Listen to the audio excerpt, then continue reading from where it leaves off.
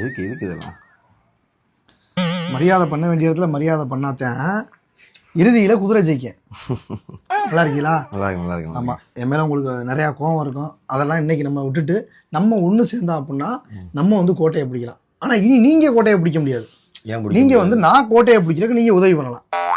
நானே பிடிக்க நினைச்சா பிடிக்க. நான் எதிர்பார்த்தது இந்த தடவை இப்பதான் நீங்க செஞ்சிருக்கீங்க. இவ்வளவு நாள் நீங்க தோத்தது மேட்டர், இன்னைக்கு ஜெயிச்சியே பாருங்க. நீங்க இப்போ கோட்டையில நிக்கிறீங்க. இனி நாங்க ஜெயிக்க மட்டும்தான், நீ ஜெயிச்சுக்கிட்டே இருப்போம். விட்டு பிடிச்சவங்க இதுதான் பேச்சு. இதுதான் எனக்கு எப்பவுமே பங்காளிட்ட பிடிச்சதே. பேச்சு ஒண்ணு 100ல ஒரு வார்த்தை சூத்துல அடிச்ச மாதிரி பேசுவாப்ல. இன்னைக்கு எனக்கு ரொம்ப பிடிக்கும். ஆமா, உங்களுக்கு என்ன உதவி வேணுமோ சொல்லுங்க.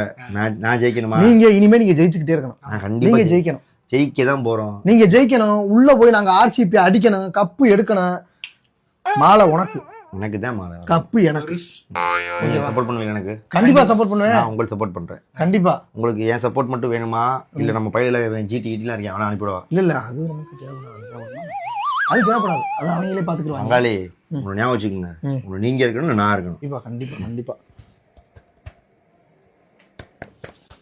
பேச்சு மாதிரி மட்டும் நாளைக்கு ஜெயிச்சோன்னா அப்படி மாத்தி பேசுறது முடியாதுங்கிறது அந்த பேச்சே நம்ம கிட்ட கிடையாது. சொன்னேன் அப்போதே 100ல ஒரு வார்த்தை சூத்துல அடிச்ச மாதிரி நான் பேசுவேன். கரெக்டா இருப்பேன். சரியா?